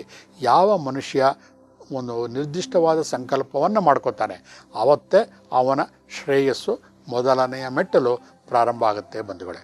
ಹಾಗಾಗಿ ಫಸ್ಟು ಸಂಕಲ್ಪ ಮಾಡ್ಕೊಳ್ಳಿ. ಒಂದು ದಿನವನ್ನು ಫಿಕ್ಸ್ ಮಾಡಿಕೊಂಡು ಇವತ್ತಿನಿಂದ ನಾನು ಈ ರೀತಿ ಮಾಡ್ಕೋಬೇಕು ಅಂತ ನಿಮಗೆ ನೀವೇ ಪ್ರೇರೇಪಣೆಯನ್ನು ಕೊಟ್ಕೊಳ್ಳಿ. ಈ ಪ್ರೇರೇಪಣೆ ಹೇಗಿರಬೇಕು, ಇನ್ನೊಬ್ಬರಿಂದ ಬರಬೇಕಾಗಿಲ್ಲ. ನಿಮ್ಮ ಮನಸ್ಸಿಗೆ ನೀವೇ ಮಾಡ್ಕೊಂಡಾಗ ಏನಾಗುತ್ತೆ ಅಂದರೆ, ಒಂದು ಯೂನಿವರ್ಸಲ್ ಅಟ್ರಾಕ್ಷನ್ ಇದೆ. ಈ ಕಾಸ್ಮಿಕ್ ಎನರ್ಜಿನಲ್ಲಿ ಹೇಗಿರುತ್ತೆ ಅಂತಂದರೆ, ಲೈಕ್ ಅಟ್ರಾಕ್ಟ್ಸ್ ಲೈಕ್ ಅಂತ ಹೇಳ್ತಾ ಇರ್ತೀನಿ ನಾನು ಯಾವಾಗಲೂ. ಅಂದರೆ ನಾವು ಸ್ಟ್ರಾಂಗಾಗಿ ಒಂದು ವಿಷಯದ ಬಗ್ಗೆ ಡಿಸೈರ್ಗಳನ್ನು ನಾವು ಮನಸ್ಸಿನಲ್ಲಿ ಕಲ್ಪನೆ ಮಾಡ್ಕೊಳ್ಳೋಕೆ ಶುರು ಮಾಡ್ತೀವೋ, ನಮಗೇ ಗೊತ್ತಿಲ್ಲದೆ ಇದ್ದಂಗೆ ಅದಕ್ಕೆ ಸಂಬಂಧಪಟ್ಟಂತಹ ಈ ಫಿಸಿಕಲ್ ಮ್ಯಾಟರ್ಗಳೆಲ್ಲ ಮ್ಯಾನಿಫೆಸ್ಟ್ ಆಗ್ತಾ ಹೋಗುತ್ತವೆ, ಅಂದರೆ ಕಾರ್ಯರೂಪಕ್ಕೆ ಬರ್ತಾ ಇರುತ್ತೆ. ನೀವು ಯಾವ ಕ್ಷಣ ನೀವು ಜೀವನನ ಹೀಗೆ ಮಾಡಬೇಕು ಅಂತ ಸ್ಟ್ರಾಂಗಾಗಿ ಡಿಸೈಡ್ ಮಾಡ್ತೀರೋ, ಆ ಕ್ಷಣದಿಂದನೇ ನಿಮಗೆ ಅಂತಹ ಮಾನಸಿಕ ಸ್ಥಿತಿ ಇರುವಂತಹ ಮನುಷ್ಯರುಗಳು ಅಥವಾ ಸ್ನೇಹಿತರುಗಳೇ ಸಿಗ್ತಾ ಹೋಗ್ತಾರೆ, ಅಥವಾ ಮ್ಯಾಗ್ಝಿನ್ಗಳು ಸಿಗುತ್ತವೆ, ಅಥವಾ ಯಾವುದೋ ಟಿ ವಿ ಪ್ರೋಗ್ರಾಮ್ ನೋಡ್ತಾ ಕೂತಿರ್ತೀರ, ಅದಕ್ಕೆ ಸಂಬಂಧಪಟ್ಟಂತಹ ವಿಷಯಗಳು ಬರುತ್ತೆ. ಹಿಂದಿನ ಕಾಲದಲ್ಲಿ ಅದನ್ನೇ ಅಶರೀರವಾಣಿ ಅಂತ ಹೇಳ್ತಾಯಿದ್ರು. ಇವತ್ತು ಏನು ಆಕಾಶ ನೋಡಬೇಕಾಗಿಲ್ಲ ನಾವು ಅಶರೀರವಾಣಕ್ಕೆ, ಆಕಾಶವೇ ನಮ್ಮ ಟಿ ವಿ ಚಾನೆಲ್ಗಳಲ್ಲಿ ಮೊಬೈಲ್ಗಳಲ್ಲಿ ಬರ್ತಾ ಇದೆ, ಅದು ಆಕಾಶನೇ. ಆಕಾಶ ಅಂದರೆ ಸ್ಪೇಸ್ ಅಷ್ಟೇ, ಇನ್ನೇನಲ್ಲ. ಇದಕ್ಕೆ ಅಶರೀರವಾಣಿ ಅಂತ ಹೇಳ್ತಾಯಿದ್ದು, ಇದು ಕೂಡ ಅಶರೀರವಾಣಿನೇ. ಹಾಗಾಗಿ ನಾವು ಯಾವಾಗ ಮನಸ್ಸಿನಲ್ಲಿ ಪರಿಕಲ್ಪನೆ ಮಾಡ್ಕೋತೀವೋ ಸ್ಟ್ರಾಂಗಾಗಿ, ಅದಕ್ಕೆ ಸಂಬಂಧಪಟ್ಟಂತಹ ಕಾರ್ಯಕ್ರಮಗಳೇ ಅವತ್ತಿನ ಪೇಪರ್ಲಿರ್ಬೋದು, ಟಿ ವಿಲಿರ್ಬೋದು, ಅಥವಾ ಸ್ನೇಹಿತರಿಂದ ಇರ್ಬೋದು, ನಮಗೆ ಬರುತ್ತಾ ಶುರು ಆಗುತ್ತೆ. ಅದನ್ನು ನಾವು ಫಾಲೋ ಮಾಡಬೇಕು. ಯಾವಾಗ ನಮ್ಮ ಡಿಸೈರಿಗೆ ಸಂಬಂಧಪಟ್ಟಂಥ ವಿಷಯಗಳು ನಮಗೆ ಮನಸ್ಸಿಗೆ ಫ್ಲ್ಯಾಶ್ ಆಗುತ್ತೋ, ಅದಕ್ಕೆ ಸಂಬಂಧಪಡದ ವಿಷಯಗಳನ್ನು ಮನಸ್ಸಿನಿಂದ ದೂರ ಆಗಬೇಕು. ಇವತ್ತು ನಾನು KAS ಅಥವಾ IAS ಎಕ್ಸಾಮನ್ನು ಪಾಸ್ ಮಾಡಬೇಕು, ಪಾಸ್ ಆಗಲೇಬೇಕು ಅಂತ ನಾನು ದೃಢ ನಿರ್ಧಾರವನ್ನು ಮಾಡ್ತೀನಿ. ಮಾಡಿದ ತಕ್ಷಣವೇ ನೆಕ್ಸ್ಟ್ ಮೊಮೆಂಟಿಂದ ಏನು ಮಾಡಬೇಕು, ಐ ಆಮ್ ಆನ್ ಟ್ರ್ಯಾಕ್ ಅಂತ ನಮ್ಮ ಮೈಂಡ್ಗೆ ನಾವು ಹೇಳ್ಕೋಬೇಕು ಬಂಧುಗಳೇ. ನಾನಿವತ್ತು KAS ಎಕ್ಸಾಮ್ ಕೂತ್ಕೋತಾ ಇದ್ದೀನಿ, ಕಾಂಪಿಟೇಟಿವ್ ಎಕ್ಸಾಮ್ಗೆ ಅಂತಂದ ತಕ್ಷಣವೇ ನಮ್ಮ ಮನಸ್ಸು, ಸ್ಟೇಟು, ಲೆವೆಲ್ಲು, ಊಟ, ಉಪಹಾರ, ಸ್ಟ್ಯಾಂಡರ್ಡ್ ಎಲ್ಲ ಚೇಂಜ್ ಆಗಿಬಿಡಬೇಕು. ತಕ್ಷಣ ಯಾರೋ ಒಬ್ಬ ಬಂದು ಸಿನಿಮಾ ನೋಡೋಕೆ ಬರ್ತೀನಿ ಅಂದಾಗ ತಕ್ಷಣ ನಮ್ಮ ಮೈಂಡ್ ಹೇಳಬೇಕು, ನೋ ನಂಗೆ ಎಕ್ಸಾಮ್ನ ಇದು ಕಟ್ಟಿದ್ದೀನಿ, ನನಗೆ ಅದೆಲ್ಲ ಬೇಕಿಲ್ಲ, ನನ್ನ ಗುರಿ ಮುಖ್ಯ ನನಗೆ ಅಂದ್ಬಿಟ್ಟು ಅದನ್ನೆಲ್ಲ ಕಟ್ ಮಾಡಬೇಕು ಬಂದಾಳೆ. ಹಾಗಾಗಿ ಯಾವಾಗ ನಮಗೆ ಇನ್ನರ್ ಡಿಸೈರ್ ಸ್ಟ್ರಾಂಗ್ ಆಗುತ್ತೋ ಆವಾಗ ಅದಕ್ಕೆ ಸಂಬಂಧಪಡದ ವಿಷಯಗಳನ್ನು ನಮಗೇ ಗೊತ್ತಿಲ್ಲದೆ ಇದ್ದಂಗೆ ಎಲ್ಲವನ್ನು ಕತ್ತರಿಸ್ತಾಗ್ತಾ ಹೋಗ್ತೀವಿ. ಅದೇ ಮೊದಲ ಮೆಟ್ಟಲು ನಮ್ಮ ಯಶಸ್ಸಿಗೆ. ಯಾವಾಗ ಇದನ್ನು ನಾವು ರಕ್ತಗತ ಮಾಡ್ಕೋತೀವೋ, ನೀವು ಯಾವುದೇ ಫೀಲ್ಡ್ ತೊಗೊಳ್ಳಿ, ಕಂಪ್ಲೀಟ್ ನೀವು ಸಾಧನೆ ಮಾಡೇ ಮಾಡ್ತೀರಾ. ಒಂದು ಮೆಟ್ಟಲು ಹತ್ತಕ್ಕೆ ಶುರು ಮಾಡ್ತು ಅಂದರೆ ಯಶಸ್ಸಿನ ರುಚಿಯನ್ನು ಒಂದು ಸತಿ ನೀವು ಅನುಭವಿಸಿ ರುಚಿ ನೋಡಿದ್ರೆ ಖಂಡಿತ ಹಿಂತಿರುಗೋದೇ ಇಲ್ಲ ಬಂಧುಗಳೇ. ಜೀವನದಲ್ಲಿ ಸಾಧಿಸಬೇಕು ಅಂತಂದರೆ ಆ ಬರ್ನಿಂಗ್ ಡಿಸೈರ್ ಇರಬೇಕು. ಯಾವುದೇ ಫೀಲ್ಡಲ್ಲಿ ತೊಗೊಳ್ಳಿ, ಒಳ್ಳೆಯ ಕಾರ್ಯ ಮಾಡಬೇಕು ಅಂದಾಗ ಆ ಬರ್ನಿಂಗ್ ಡಿಸೈರ್ ಇದ್ದಾಗ ಕಾಸ್ಮಿಕ್ ಎನರ್ಜಿ ಕೂಡ ನಿಮಗೆ ಸಹಾಯ ಮಾಡುತ್ತೆ. ಆ ಕಾಸ್ಮಿಕ್ ಎನರ್ಜಿಯ ಸಹಾಯವನ್ನು ತಗೊಂಡು ಕಂಪ್ಲೀಟ್ ಅನ್ನೆಸೆಸರಿ ಡೇಟಾಗಳನ್ನು ತಲೆಯಿಂದ ತೆಗೆದಾಕಿದಾಗ ಏನಾಗುತ್ತೆ, ನಿಮ್ಮ ಕಾರ್ಯಕ್ಷಮತೆ ಜಾಸ್ತಿ ಆಗುತ್ತೆ. ಹಾಗೆ ನಿಮ್ಮ ಹೆಲ್ತ್ ಕೂಡ ನಿಮಗೆ ಲೆಕ್ಕಕ್ಕೆ ಬರೋದಿಲ್ಲ, ಅದೇ ಆಟೋಮೆಟಿಕ್ ಸರಿ ಹೋಗ್ಬಿಡುತ್ತೆ. ಸಣ್ಣ ಪುಟ್ಟ ತಲೆನೋವುಗಳೆಲ್ಲ ಹೊರಟೋಗ್ಬಿಡುತ್ತೆ, ಮೈಕೈ ನೋವುಗಳು ಕಾಣಲ್ಲ. ಎಷ್ಟೋ ಸತಿ ಕೆಲವೊಂದು ರಿಸರ್ಚ್ ಪೇಪರ್ಗಳನ್ನು ಮಾಡ್ತಿರುವಾಗ ನಿಮ್ಮ ಅನುಭವಕ್ಕೆ ಬರುತ್ತೆ ಕಂಪ್ಲೀಟು. ಊಟ ತಿಂಡಿ ಕೂಡ ನಿಮಗೆ ಗಮನ ಇರೋದಿಲ್ಲ. ಮಾಮೂಲಿ ಟೈಮಲ್ಲಿ ಊಟ ಅಂತ ಹತಹತಿಸ್ತಾ ಇರೋಂಥ ಮನುಷ್ಯ ತೀಕ್ಷ್ಣವಾಗಿ ಒಂದು ರಿಸರ್ಚ್ ಮಾಡ್ತಿರೋ ಟೈಮಲ್ಲಿ ಅದರ ಕಡೆ ಕೂಡ ಗಮನ ಕೊಡೋದಿಲ್ಲ. ಎಷ್ಟು ಆಶ್ಚರ್ಯ ಅಲ್ವಾ? ಹಾಗಾಗಿ ನಾವು ಮಾಡಬೇಕಾಗಿರೋದಿಷ್ಟೇ, ಮೋಟಿವೇಶನ್ ಅಂದರೆ ಪ್ರೇರೇಪಣೆ, ದಟ್ ಈಸ್ ಇಂಟರ್ನಲ್ ಪ್ರೇರೇಪಣೆ, ಇಂಟರ್ನಲ್ ಮೋಟಿವೇಶನ್. ಯಾವ ಮನುಷ್ಯ ಇಂಟರ್ನಲ್ಲಿ ಮೋಟಿವೇಟ್ ಆಗಿರ್ತಾನೋ ಅವನ ಜೀವನದಲ್ಲಿ ಹಿಂತಿರುಗಿ ನೋಡೋದೇ ಇಲ್ಲ ಬಂಧುಗಳೇ. ಹೊರಗಿನ ಎಂತಹ ಕೋಚಿಂಗ್ ಇರಲಿ, ಇನ್ನೊಬ್ಬರ ಅಡ್ವೈಸ್ ಇರಲಿ, ಅವೆಲ್ಲ ಬಾಹ್ಯ ಪ್ರಪಂಚ, ಕ್ಷಣಿಕ. ಅದಲ್ಲ, ಅದು ಕ್ರಿಯೇಟ್ ಆಗಬೇಕು ಅಂದರೆ ಇಂಟರ್ನಲ್ ಮೋಟಿವೇಟನು ಸ್ಟ್ರಾಂಗ್ ಆಗಿರಬೇಕು. ಈ ಒಂದು ಟಿಪ್ಸ್ ನಿಮ್ಗೆ ಹೇಳ್ಕೊಟ್ಟಿದ್ದೇನೆ, ಇದನ್ನು ನೀವು ಫಾಲೋ ಮಾಡ್ತೀನಿ ಅಂತ ಭಾವಿಸ್ತಾ ಇದ್ದೀನಿ. ಹಾಗಾಗಿ ಇವತ್ತಿನ ಕಾರ್ಯಕ್ರಮನ ನೋಡ್ತಿರುವಂತಹ ಸಮಸ್ತ ಬಸವ ಟಿ ವಿಯ ಬಂಧುಗಳಿಗೆ ಶರಣಾರ್ಥಿ.